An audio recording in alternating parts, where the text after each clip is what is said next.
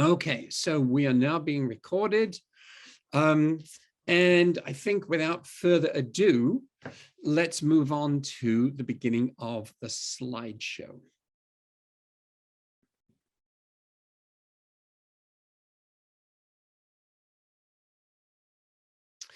So, as I say, it gets very interesting to define anything when you get to its borders. And in fact, as you know, the word define means actually to look for the end of something and what its boundaries enclose. So we're going to be out among those boundaries today.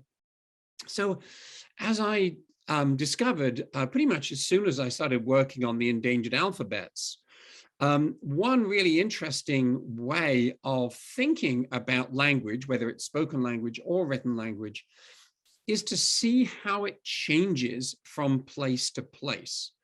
And one thing that I discovered is that translation is a deceptive equation. So, for example, when I first started studying a foreign language, which was French when I was 11, like most people, the way I was taught translation and taught language was that there was a word in one language which meant the same as a word in another language. And all you had to do was to memorize them, and you had a list of them. You memorized them, you took a test, and you passed, and that meant that you understood, in my case, French. And so here we are in Google Translate, which reinforces this notion that here's one word in English and how to pronounce it. Here's this word in French, and lo and behold, it has two genders. But language is much more interesting than that. So language absorbs the meanings of its contexts. And that makes those simple equations, those simple equivalents, both inaccurate and misleading. So if I were at the front of a classroom, I would say, write this down. Language absorbs the meanings of its context. So, and the example here I'm going to give is, in fact, the word peasant or paysan, because the word paysan, it's a French word. It came over with William the Conqueror. And as I grew up in England, knowing that word peasant, I realized that it's a word that is spoken, so to speak, from on a horse, looking down. The word peasant is close to being an insult in the way it's used in most contexts. Whereas in French, it means a person of le pays, which means the land, the countryside, the country itself. And so consequently, the word paysan, it can be used insultingly, but it's also used in kind of a respectful way to mean somebody who has a significant role in agriculture, which is a significant part of the country's identity. And even, of course, the word peasant cooking is actually not an insult. There is a contribution that the peasant tradition has made to cooking, or to cuisine, if you like. So most of you know all of this already. So this is pretty much just an analogy, because now what I want to do is to take a huge step backwards and look more broadly and ask the question about writing. Does writing absorb the meanings of its contexts? So this is a strange question, and one that I myself had only asked myself like 3 days ago. And writing is not usually talked of in these terms. But let's think about it. The way we, and again, as I say, this is we in the privileged West, think about writing is we would like to believe that writing doesn't. Next slide. So the way that this is a standard definition of writing. Writing is a means of using abstract visible symbols to represent the sounds of speech. We've talked about this a couple of times in terms of, is it the job of writing simply to represent the sounds of speech, or is that simply the way it has been defined for the last roughly 100 years, maybe a bit less? But now I want to think about that notion of abstract symbols. So it's a lovely idea to think that there might be universal symbols that could be used irrespective of the language. And we go on to the next slide. And for example, musical notation. So the whole idea of musical notation is that these are abstract symbols. There is nothing that a musical note the musical note looks like.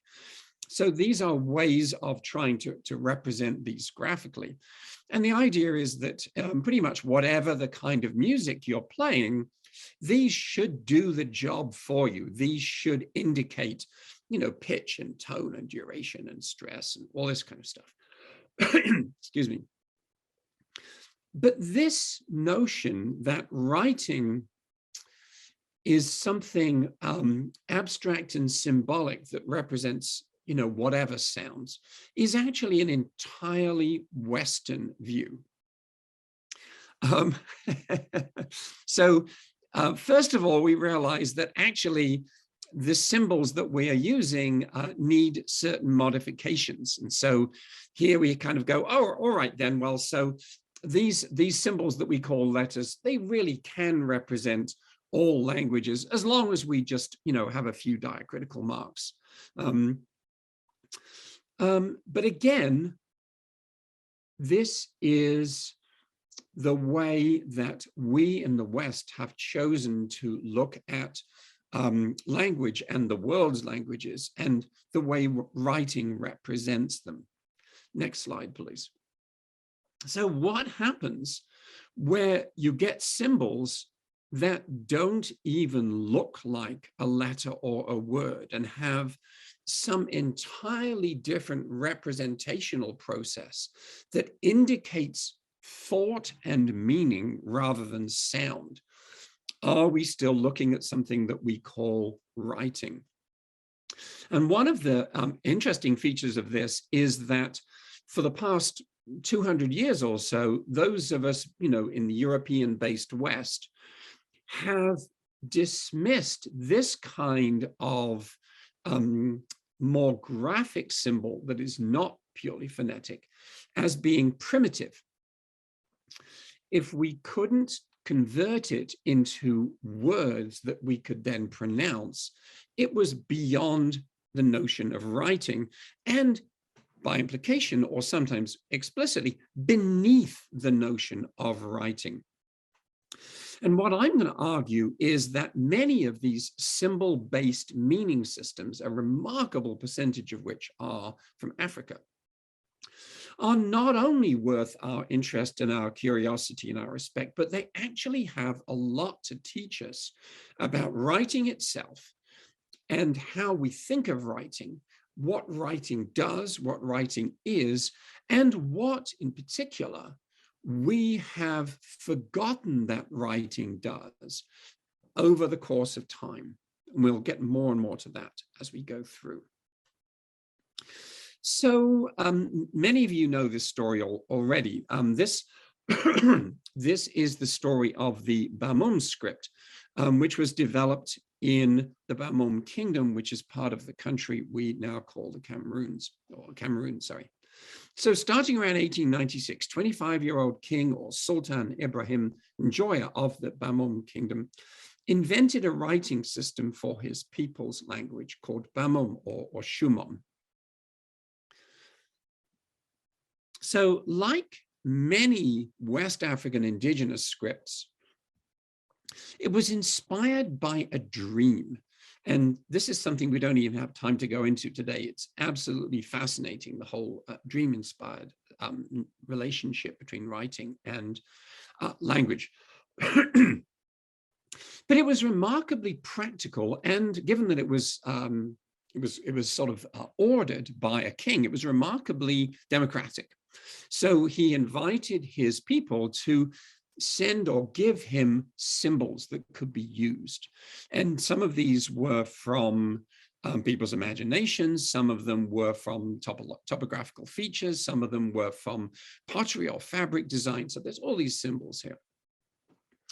And this is a depiction of him teaching this symbol script to his court. So by about 1910, it was a functioning syllabary of 80 characters or so that was called Akauku, after its first 4 characters. And this is what the script looked like around 1910. It looks considerably more like what we would call writing. But rather than talking about that just yet, I'm going to come back to that in just a minute. Using this script, he did something that is really, really crucial for anybody developing a new script, which is that he created content and he created purpose. So he wrote a history of his people, he wrote a pharmacopoeia, a calendar, maps, records, legal codes, and a guide to good sex. He built schools, a printing press, libraries, etc. He supported artists and intellectuals. And while Cameroon was still a German colony, this was all tolerated reasonably well. When Germany lost the First World War and the French took over Cameroon, the French were having nothing of the kind from their colonial subjects. And so they maneuvered him out of power. They smashed the printing press, they burned the libraries and the books, and they sent him into exile where he died. And in fact, he was one of a number of people we know who were murdered or harassed or imprisoned for creating a writing system for their people. So the next slide, actually, we're going to go backwards. I'm sorry, this is part of the sort of even more modern development of the Bamung script. This is, even though in theory the script was pretty much destroyed by the French, just a few people, especially the king's descendants, worked on it and have been sort of refining it. And this is in fact the sort of the state of the Bamung script at the moment. And of course, what you'll notice is that these look rather more like what we think of as letters. But what I want to do is to go back. Thank you. Great slide segue there. Nice work. I want to have you look at those symbols that are up on the wall there. And they seem a little homemade to us, I think. But that is the point. Those symbols have the virtue of being familiar to their culture. So people who are sitting there learning them are not going to see something that looks like a Western piece of writing, a poster, should we say, or a placard. They're looking at something which is familiar to them and is their own graphic iconography. And in the West, we've lost that notion of our own graphic iconography. The Latin alphabet is now so widespread around the world that it's kind of like an elf gas station in Europe. So elf stations, this is just the name of the company, right? Not the little mystical creature. Elf stations are everywhere in Europe, and they all look exactly the same. And the point is that when you are in an elf station, you don't know where you are. And these symbols that we're seeing here have the extraordinary virtue of letting people know where they are. We don't understand that, or we don't really value that. We don't understand the notion of a cultural iconographic representation in writing. We instead have gone for, and we saw that definition earlier, abstract symbols, the elf station symbols. And this means that we are in a terrible position to be able to understand what writing means. So, for example, we just see the Latin alphabet and we kind of go, yes, that's writing. But to, for example, a Cherokee, it is the script of the Europeans, of the conquerors, in the same way that in Japan, to the Ainu or to the Okinawan people, the Japanese script is the script that was used to oppress and marginalize them. And that's something, as I say, that's a perspective that by and large we have lost. Next slide, please. So when we see the modern Bamung syllabary, one of the really interesting things about this is the way people talk about the development of this syllabary. Now, as you know, I gave a whole talk on how evolution is kind of a toxic myth when it comes to writing. But very much the same kind of thing happens when people talk about the Bamung syllabary. They say it began as these syllables, but the king worked on it over the course of 12 or 15 years, and it became more like writing. And really what they mean is it became more like writing as we recognize it. And here, up to date, now, even though the symbols are unfamiliar to us, we sort of recognize this Unicode type chart here and the phonetic equivalents. And we sort of go, oh yes, so these are symbols that represent writing. We don't know that that's what King Ibrahim Njoya really had in mind. We don't know whether that's what he was influenced to do by contact with Europeans. But we definitely have this sense that by one mechanism or another, that highly indigenous, graphically iconographic, locally recognizable script has moved towards something more abstract and more European, more like what we might call writing. So now I'm going to go even further afield, not geographically, because we're going to stay in Africa, but in terms of how we think of writing. What is writing without letters, or at least letters as we think of them? Okay, so the last slide we saw, those are clearly intended to be letters, those symbols. But we're going to look at kinds of writing, possibly, that doesn't have letters as we think of them. But here is the question I'm interested in. Is it something less if it doesn't have letters, or is it something more? And by letters, I mean individual symbols that represent individual sounds, speech. Is the highest ambition of writing to faithfully represent the sounds of speech, or is that too narrow? Is its highest ambition to represent not what we're saying, but what we mean and what we are thinking? So let's have a look at the CBD system. So the CBD writing system challenges our notions of what writing is and who writing is for. So if you have this notion of this universal abstract series of symbols that anybody can read and interpret, you're making an assumption about who writing is for. And again, this is an assumption that comes out of the privileged West. So this is a carving that I did of the word CBD, in fact. And as it says, the roots of CBD in the Cross River region of southeastern Nigeria.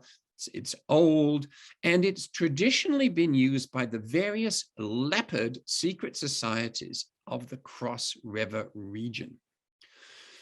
So we have something really interesting here, which is a form of writing or symbol creation or meaning transmission, which is not intended to be understood by everybody. And actually, when you think about it, there are many instances where you have something that is so important, you don't want to share it. And in particular, you don't want to share it with others who wouldn't understand it or who would misuse or abuse it. For example, these are alchemical symbols. These are symbols used in alchemy. And alchemy, even though the meanings of these symbols are written underneath all of them, that's not the way they would have looked 500 years ago. You would have seen the symbols and they would just have been symbols. There would not have been a translation. In addition to which, and we're going back now to peasant and paysan, the translation does not mean the same as the symbol. So for example, if we look at the top line, we have that top left symbol which says Mercury. That does not mean Mercury as we understand it, either in the sense of the messenger of the gods or in the sense of Quicksilver, etc. This is a great example of where translation doesn't work, and also a great example of where these symbols are created not to reveal meaning, but to conceal it. So here is something a little more alphabetical. These are not graphic symbols, these are alphabetic symbols, but again, they're created to be understood only by the people who are intended to understand them. And once again, even though the top left one says Aleph, and as we all know, Aleph is the name of a letter, that isn't what that means.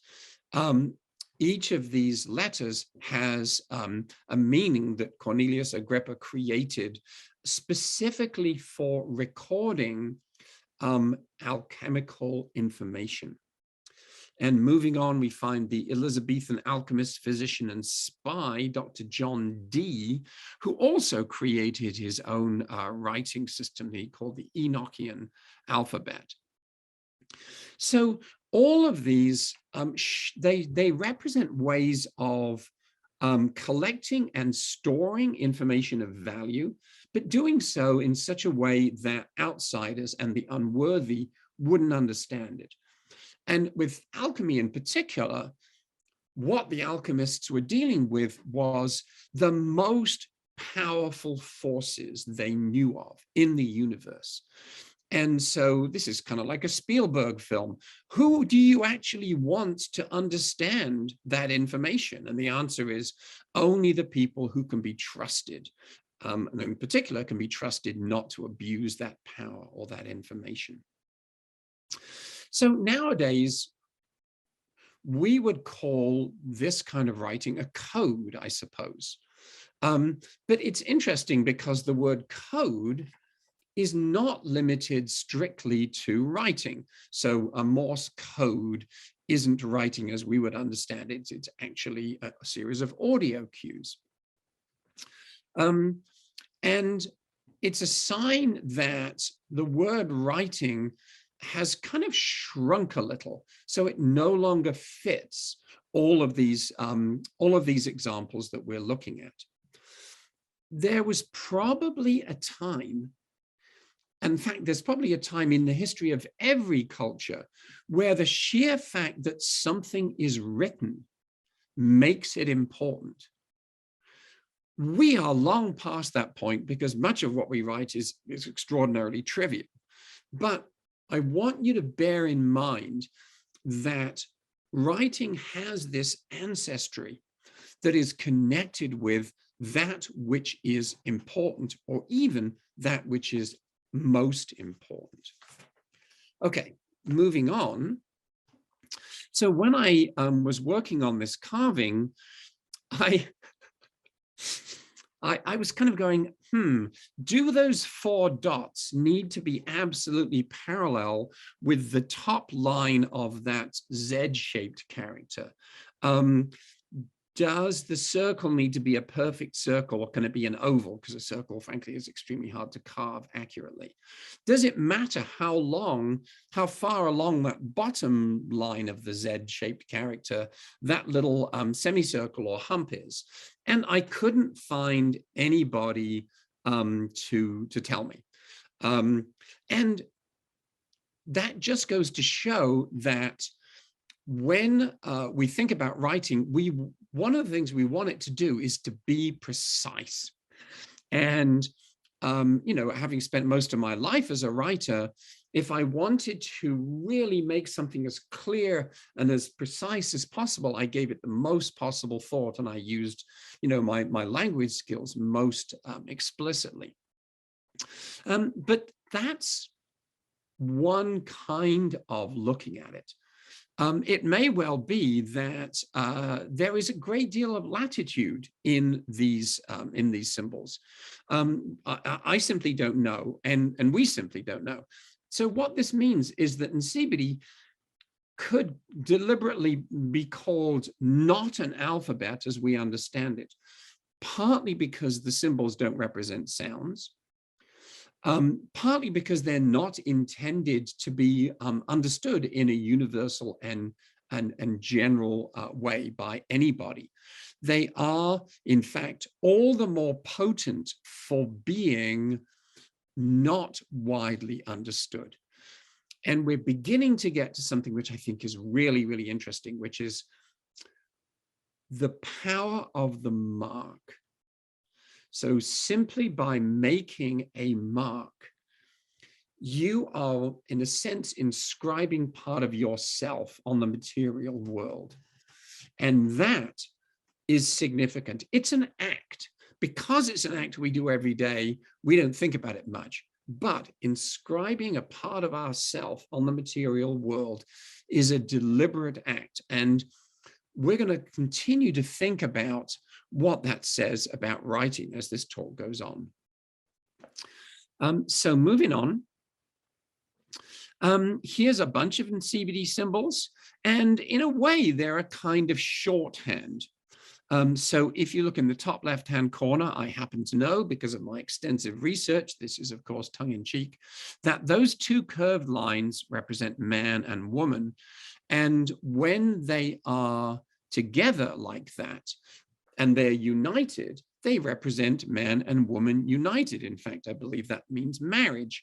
If you look further over, you'll see ones where the curved lines are separated. And so you're starting to see, this is disjunction, this is tension, this is separateness. And in fact, one of those symbols means divorce. But as you see further down the page, these symbols can be used in extraordinary profusion and complexity. And although we may think, that's just, messy, when you start moving away from that linear quality of writing where you go along one direction, the other direction, if you're reading Arabic, you start developing what might be thought of as a gestalt, an overall impact that the design has. And we'll see that more in just a minute. What this also means, next slide, please, is that even and again, we have this notion of translation. By taking the symbol and writing something underneath it in the Latin alphabet as a meaning, in a sense, what we're saying not only is that the two are equivalent, which there certainly aren't, but that we're sort of moving them into a more rational discourse by attaching the Latin alphabet to them. And of course, that's profoundly wrong and insulting. The other thing that is so interesting about the CBD symbols, and we're going to see these elsewhere, is that they transcend spoken language. So these, if you're a member of one of these secret leopard societies, I imagine you might actually speak conversationally more than one language, but the CBD symbol will straddle those because they're more universal, they're ideograms. And as such, instead of being inferior to writing, they actually have qualities that writing doesn't have. So now let's move on to a different series of symbols, also from West Africa. So these are the Dinkra symbols from Ghana, supposed to have originated among the Ashantis, maybe 350 years ago, maybe longer ago. And so here's another thing about writing. We tend to respect writing more if it uses the media that we use. So if it's on paper, for example, yes, that's where writing should be. Or maybe if it's, printed and put up on the side of a billboard or something. But the fact is that most cultures around the world have adapted writing to their own needs and their own available media. And so the Dinkra symbols were originally handmade stamps, which were used to create images on ceremonial garments, but they've also been used in carving on furniture and on doors and walls. They've been used on gold weights and jewelry. It's a really interesting example of the symbol system adapting to its contexts, going back to what I said at the very beginning of the talk. So in context, we're seeing these in many, many settings within this society. So let's have a look at a particular example. So this is one of my carvings of one of the Dinkra symbols, Aya, the fern. And so the symbols themselves are not just decorations. They have actually several different purposes. One is that they may embody proverbs. So in that sense, they are sort of compressed nuggets of wisdom. Another purpose is that they may indicate characteristics or qualities. So the fern, which can grow pretty much anywhere, becomes a symbol of resilience and resourcefulness. So when these are stamped on a garment, which is being worn by a chieftain, in a sense, it becomes like a character portrait or an autobiography. It becomes rather like the Maori tattoos, which indicate the significant events or achievements during a person's lifetime. And so therefore, they can be read. It may not be writing in a phonetic sense, but it certainly can be read. So let's skip over here are a series of Dinkra symbols. And as you can see, they have that kind of woodcut quality to them. But that doesn't mean that they are unsophisticated. It may simply mean they are bold. And it also shows that this notion of we are going to represent meaning with our available materials is actually not a primitive notion. It's actually an economical notion, especially when, paper up until very recently was extraordinarily expensive. Okay, moving on. So here are European road signs, and I've made this point before, but in the US, most road signs have a very strong verbal component. They involve a command. But first of all, this means they have to be really big in order for you to be able to read them. Secondly, of course, it means they have to be graphically presented so that you can read them when you're driving at speed. And thirdly, of course, it means you have to be able to speak the language. So just like the two sets of symbols that we've just seen are pan-linguistic.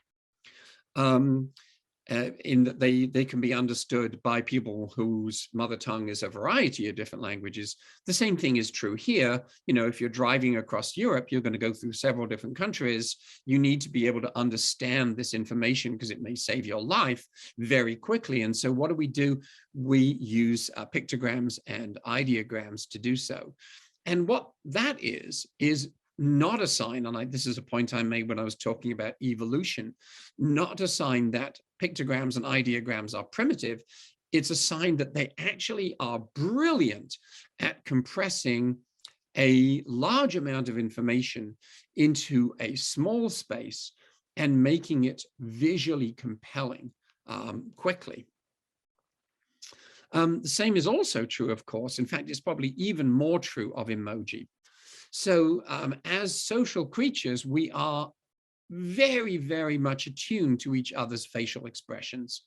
We read each other's facial expressions certainly before we can read and write letters. And any of you who've seen the TV series Lie to Me know that there are even micro expressions where just the slightest twitch of the corner of the eye or the mouth indicates that a person is lying or whatever. So we read faces instinctively, very quickly, very subtly. And we do that in a way which bypasses language. And the great example is this next one. So this is my favorite emoji because I know exactly what it means, but it would take me forever to actually explain what it means. And my daughter and I use this emoji a lot when we're texting to each other when, for example, she's really frustrated and somebody has said something really stupid and they haven't understood something perfectly plain that she means. She's like, ugh, and that's the straight line emoji. So there you have something which now on your phone you can do with a single keystroke that would take dozens of keystrokes to explain if you're trying to put it into words.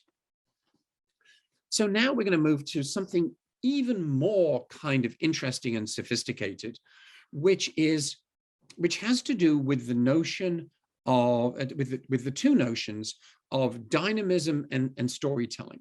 So up until now, writing as we've seen it has been static. It's a word on a page, it's a symbol on a page. Well, what if writing does not have to be limited in that way? And I wish I could show you what a sona actually is. And there are some spectacular examples that have been put up online on YouTube. But despite my efforts, I've not been able to contact the person who put them together. So I'm just going to give you a link. So here's the link. Obviously, you're not going to copy this down, but this talk is going to be recorded, and you can get it, and you can take it down. Then you can have a look at it. So instead, I'm just going to tell you what loose sona are. Okay, so the Chokwe people who live in Angola and the surrounding territory have a storytelling tradition, which is also an education tradition. And the teacher storyteller typically educates boys as they're passing through puberty and teaches them certain crucial life lessons. But he does so, because they're always male, in a very interesting and particular way. What he does is he will take the boy down to a river where there is sand beside the water, preferably even slightly damp sand. And he'll hold, okay, if you can look at my picture over there on the side, that little thumbnail, he'll hold his hand up like this. And so those first and last fingers there are being used as a spacer and as a way of creating dots. And so what he will do then is make a pattern, a very geometrical pattern of dots in the sand. And each story, each kind of lesson has its own particular pattern. And what he then does is utterly remarkable and just mesmerizing. So as I say, I wish I could do it here for you now. You're going to have to see the animation on YouTube. He tells a story, and as he tells a story, he runs his finger, making a line in the sand that goes around and between the dots. And it's so skillful that the line never duplicates itself. It doesn't miss out a dot. It doesn't hit a dot. It may curl around a dot. By the end of the story, every dot will have been encompassed. The dots themselves may represent features in the story. They may represent one of the characters, or they may represent a place like, I don't know, a rock or a tree or something. And so the storyline is literally a storyline that he is making around these dots. Like all good stories, it returns to its beginning having gone through an adventure or a journey and having been changed by that adventure. And so this goes all the way around and it ends up where it starts. And so the storyteller is telling the story and reinforcing it and animating it with his finger on the sand. So once again, he's using indigenous media to be able to do this. So needless to say, of course, as soon as I saw this, I wanted to carve one, but a carving, like writing, only represents the end point. It doesn't encompass the drama. And so in this sense, sona or lusona are a form of writing that not only captures information, but actually dramatizes information.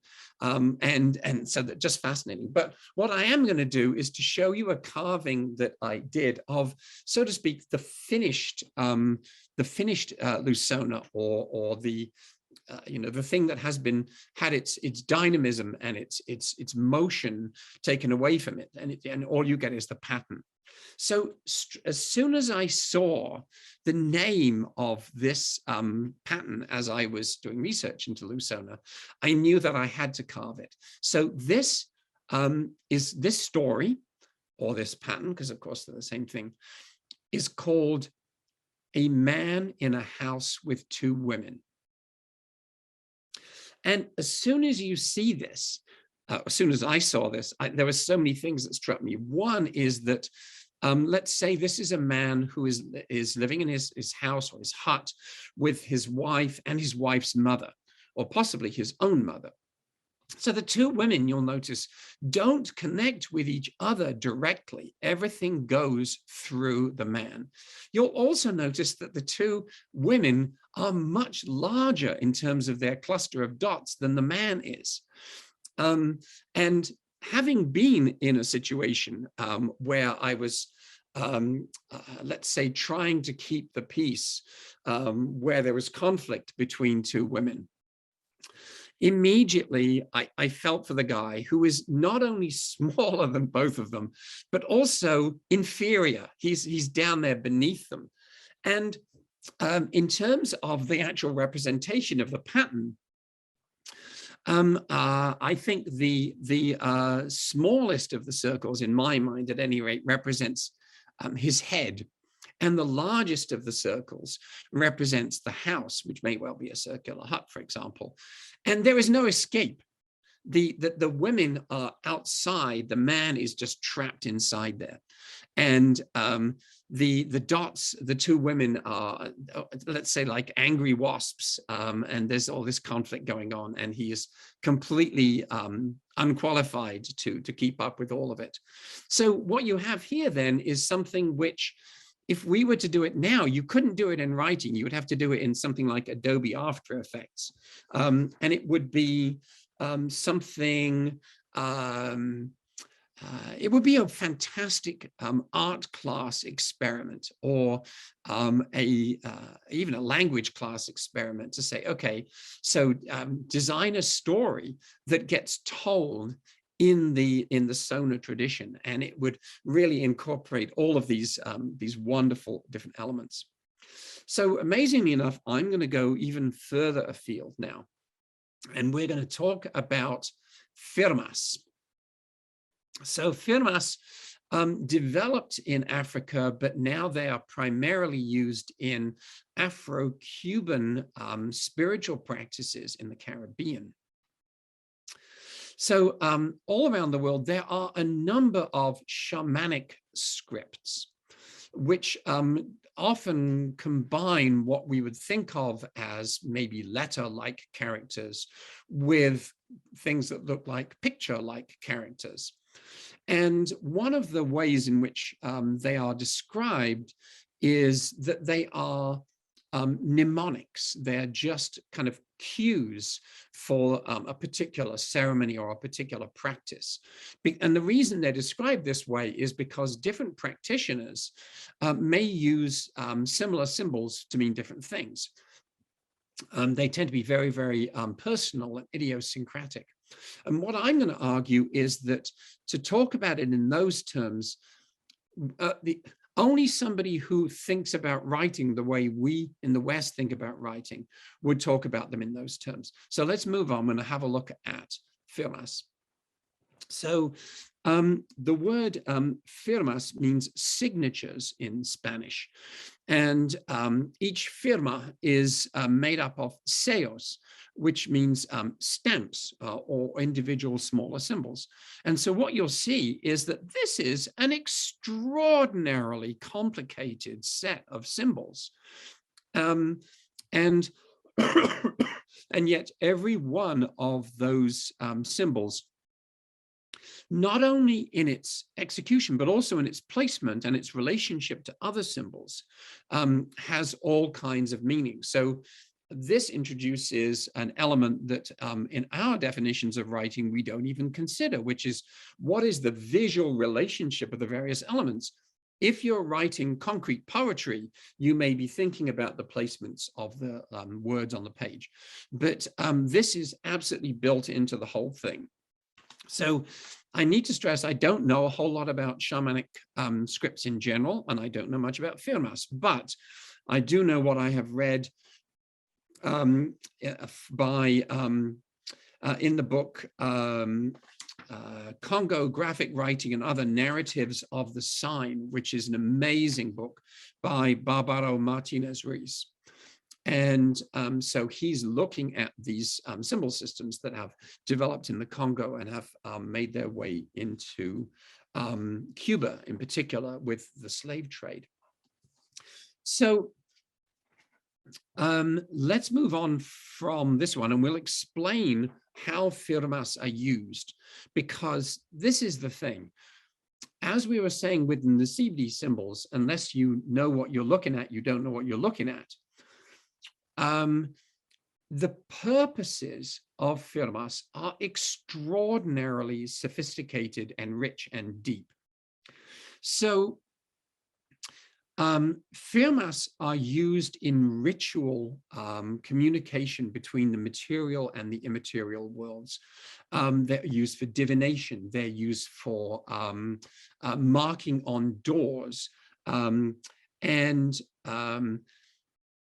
As a result, each symbol is not simply a depiction of something. This is not just a picture of the sun. Also making that emoji face, look at that. Instead, each symbol, in making that symbol, the priest is creating a kind of a communicative portal between the human world and the spirit world.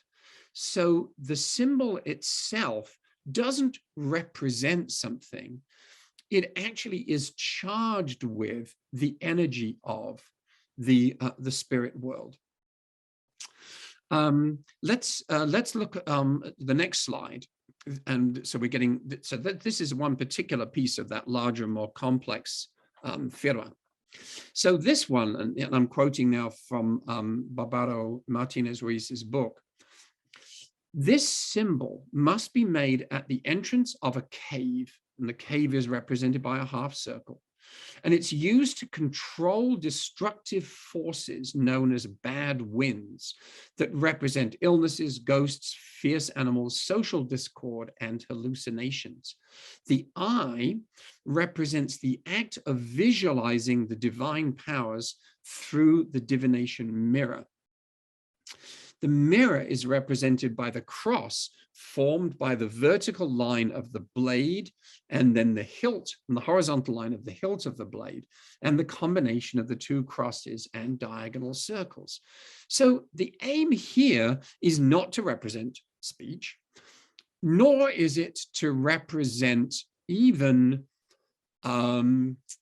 meaning in the same sense as this knife represents a knife.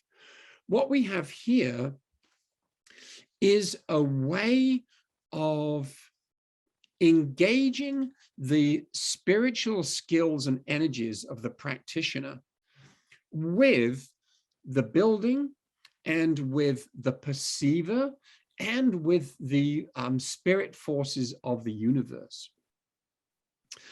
Fearmasks, I'm quoting again, fearmasks are used to depict and call forth spiritual forces, communicate with ancestral spirits, and facilitate divination.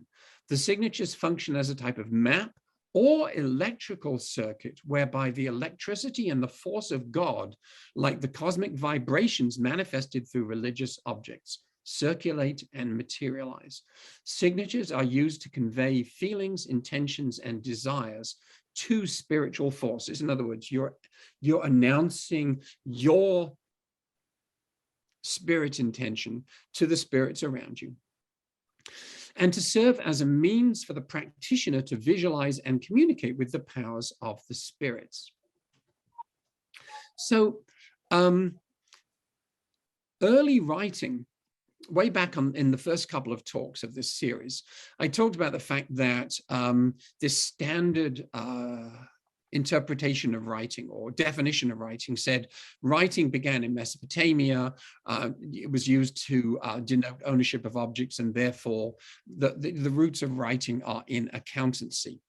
In Asia, the roots of writing are in spiritual practice like this. There's no accountancy going on here whatsoever.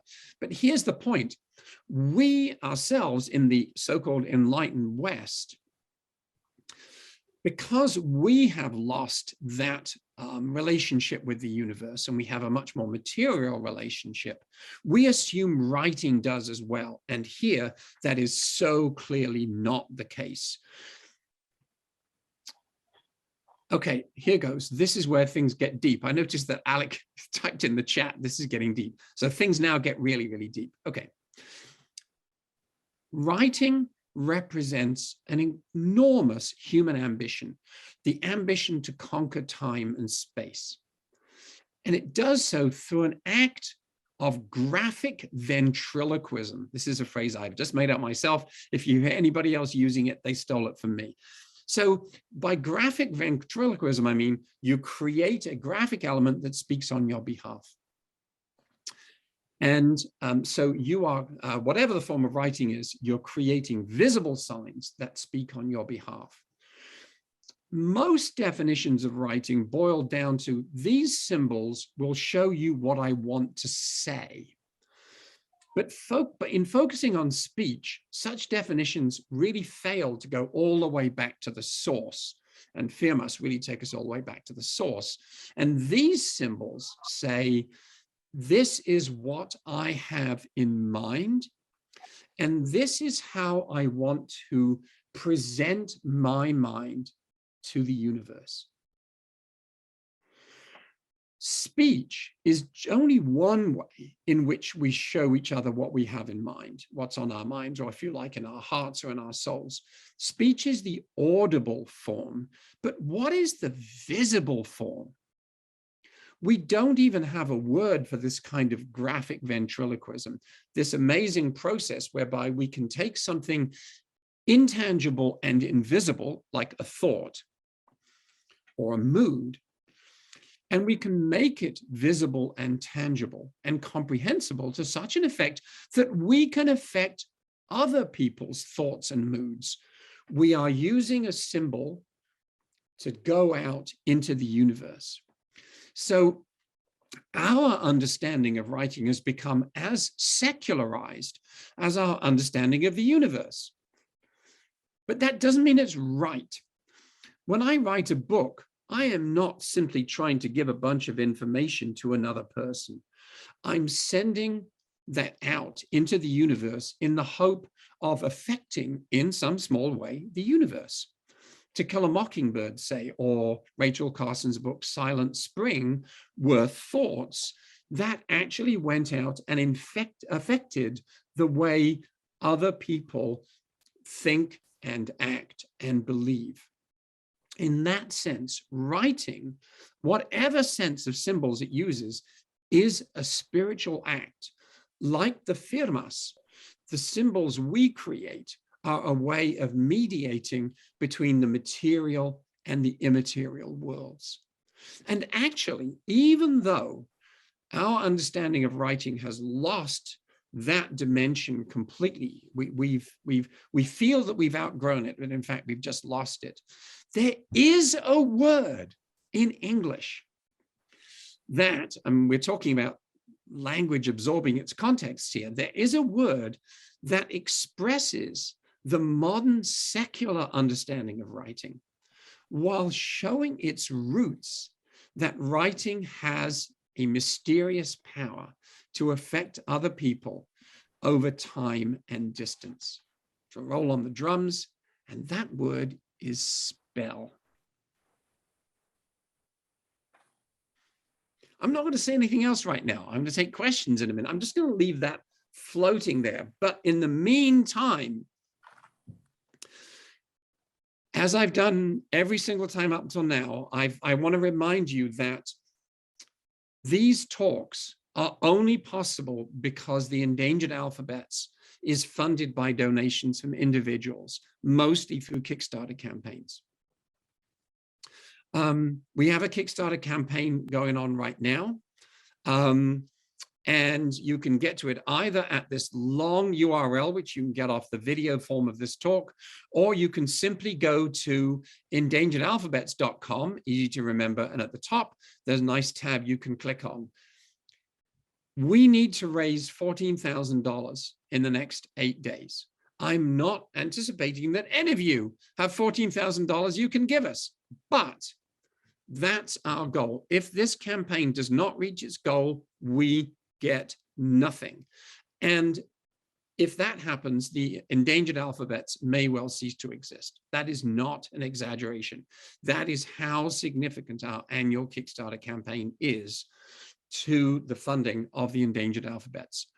I totally understand if you yourself are a student, you are living in a country that is much less wealthy than the United States, whatever. All I can say is that I implore you to do whatever you can in your means to help us reach this goal. If you value what it is that we're doing, in order to be able to continue to do it, that's what we need to do.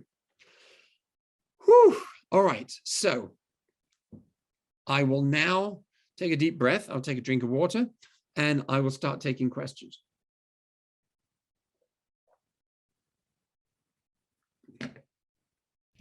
Well, I guess I have to unmute myself. Yes. This whole Zoom thing is so new. We had some very interesting comments. There actually is a question near the end from David Eller. Mm-hmm. Could you comment on Arabic, an alphabetic language, calligraphy, and its relation to writing as art and to Islamic prohibitions on visual representation? Wow. That's so, boy, we could do an entire talk on calligraphy. We could also do an entire talk on Arabic. Because my focus is Endangered Alphabets, I actually don't know that much about Arabic. But I do know that if we stick with just the very last point that I was making, one of the reasons why, if, for example, you are Muslim living in Pakistan, and let's say you speak either, I don't know, one of the regional languages of Pakistan, or you speak Urdu, when you're worshiping, you worship in Arabic. when you are reading the Quran, you're reading it in Arabic. And that's because Arabic has a sense of the relationship between writing and spirit, and writing and meaning, and writing and power, that is much closer to what I was just talking about than the Latin alphabet. Yes, there was a time when clerical calligraphy was identified extremely closely with reading and writing and Christianity. But that has really been secularized massively, in part because of printing, obviously, as I said in the first talk. But yes, Arabic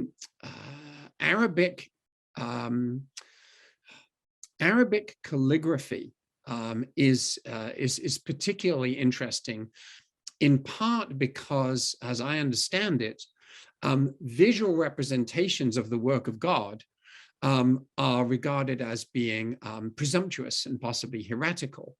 But to take writing and to create a facsimile of something that you can see out there in the world is an interesting way around it. But at the same time, it also emphasizes how writing is not merely representation of speech. It's a representation of thought and a representation of spirit. And by simply looking at these extraordinarily beautiful acts of calligraphy, what it brings out of us, that kind of emotional reaction, is a facsimile of a spiritual reaction. So I am totally with it in terms of Arabic, and I wish they hadn't invented a simplified and more kind of geometrical version, which took away this beautiful script that was clearly a script that showed the movement of the hand, and was therefore, so to speak, a gift from the writer to God, and vice versa. Walter adds that Islam prohibits drawings of living beings, but you can find calligraphic drawings of animals. Yep. And David Eller, in various Muslim societies, people will wear a fragment of Arabic writing as an amulet, or even drink Arabic words by washing chalk marks and swallowing the liquid. Unspoken words has power. Yep, absolutely. And again, it's a sign of how blinded we in the West are by our position of power, that either we don't even know about that stuff, or if we hear about it, we regard it as being just superstitious. So as I said in the talk, our understanding of writing has become secularized, as our understanding of the universe has become secularized. I just drank some Ken Kesey yesterday.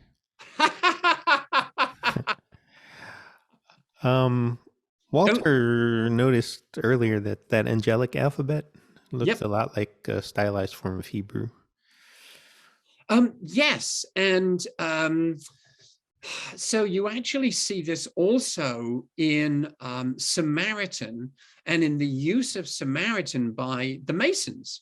So there's a chapter in my book, Endangered Alphabets, the first edition, and if you go to the Atlas of Endangered Alphabets and look up Samaritan, what you'll see is that there is clearly in Western society a sense that these Semitic scripts, whether they be ancient Hebrew or other Semitic scripts, were somehow charged with ancestral spiritual power. And so I think it's the Scottish Rite. I'm not sure. I'm not very good at Freemasonry. But as I say, it's all there in my article in the Atlas, where one person developed a version of the Samaritan script, which the Samaritans call ancient Hebrew. It's to be the secret script of one particular branch of Freemasonry.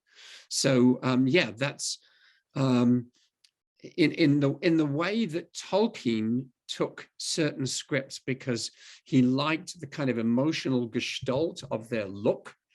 I think that the same thing has happened with, you know, a number of people adapting old Hebrew characters because their looks seem to have this kind of numinous and spiritual quality about it. I'm assuming is also tied to an Old Testament-y sort of thing. Yep. There's a thread about distributed personhood, which is where I chimed in that things are getting deep. Distributed personhood. What the heck is that? Yeah, good question. Let's see. Who we are, what we are is always in the context of being in relation with some others. Yep. And another related idea of the individual, which is new one to me. That is, we are literally composed of separable and transferable parts of other people and relationships. Ooh, we are getting deep. Someone needs to write a journal article. I think so. All right, let's take one more question or comment from anybody who is still with us and wants to throw something out. I think that's it in the chat. Although Walter dropped in an illustration of a cat in Arabic script. Nice. Very interesting. Yes. Oh, okay. Well, in that case, I am going to wrap things up. As I say, please. Can I please speak about Zoroastrian language script? No, why don't you speak about Zoroastrian language script? Unmute yourself, appear, and talk to us about it.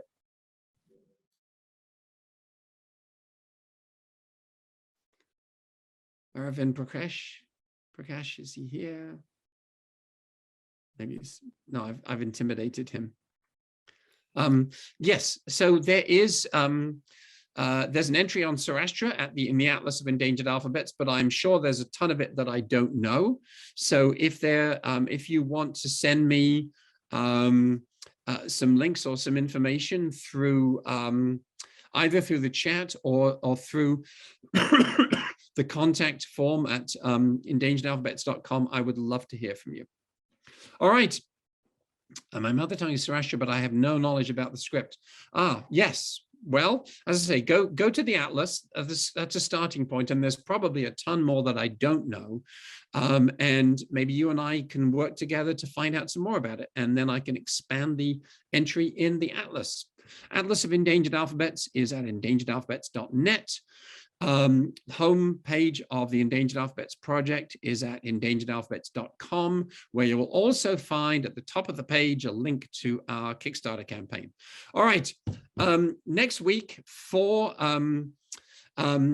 International Mother Language Day, a special talk on why are mother languages and mother scripts important. And I will give you a quick preview, which you won't understand at all unless you're from Japan.